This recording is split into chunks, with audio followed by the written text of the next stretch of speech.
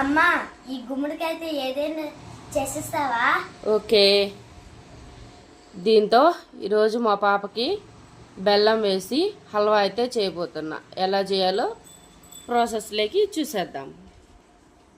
So ఇప్పుడైతే దీన్ని cut చేసుకొని చిన్న చిన్న పీసుల్లాగా చేసుకోవాలి.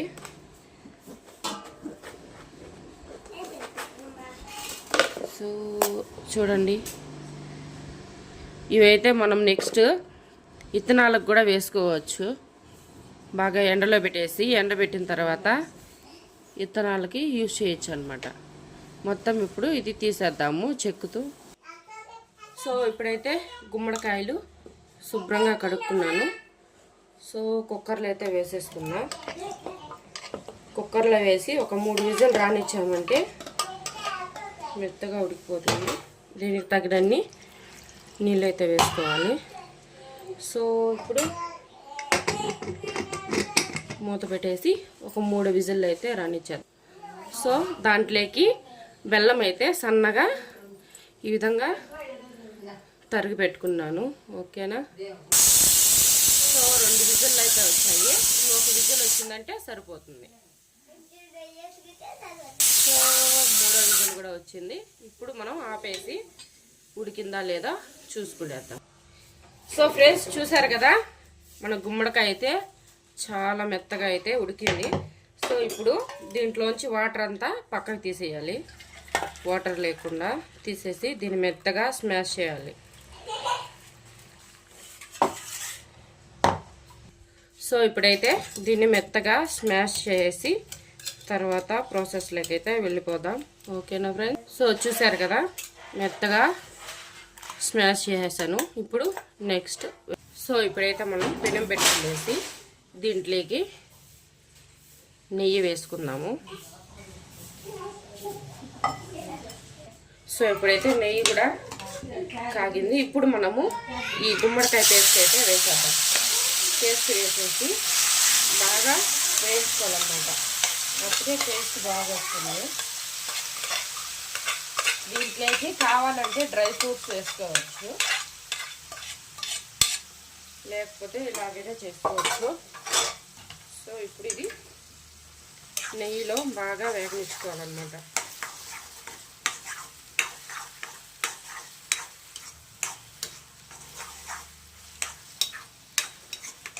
సో ఇదొక 5 నిమిషాలుగా వేయించుకుందాము.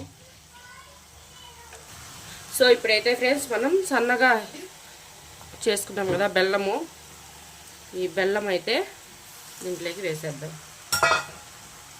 బాగా కరిగేంత వరకు దీన్ని మిక్స్ చేసుకోవాలి బాగా. అస్సలు చాలా టేస్ట్ ఉంటుందండి. ఇది హెల్త్కి కూడా చాలా మంచిది.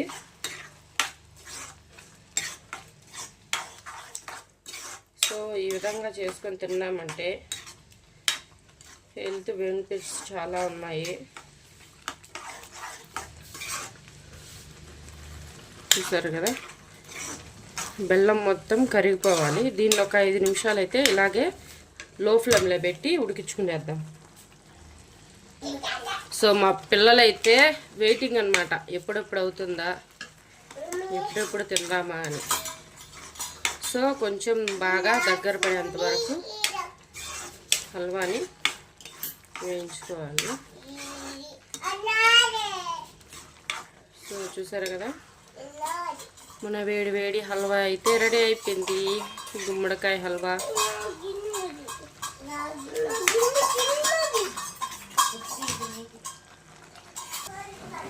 సో మన హల్వా అయితే రెడీ అయిపోయింది ఫ్రెండ్స్, గుమ్మడికాయ హల్వా. నేనైతే ఇప్పుడు మా పిల్లలకి సర్వ్ చేసేస్తున్నా, ఆఫ్ చేసేసి.